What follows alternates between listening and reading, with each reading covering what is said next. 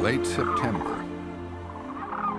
For those with nothing to tie them down, it's time to move on.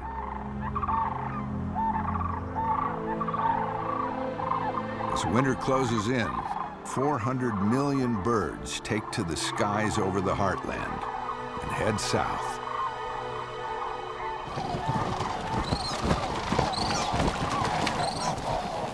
A flock of sandhill cranes lingers.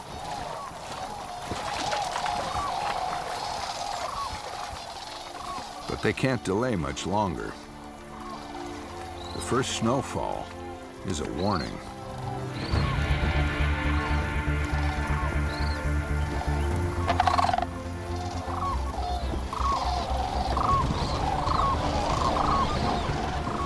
Ahead of them is a 1,500-mile journey to Mexico.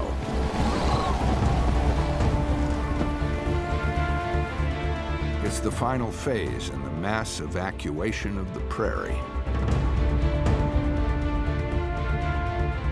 Those left behind now have no escape. The fight between the air masses battling over the continent reaches a tipping point. The warm southern front, struggling against the northern winds, is defeated.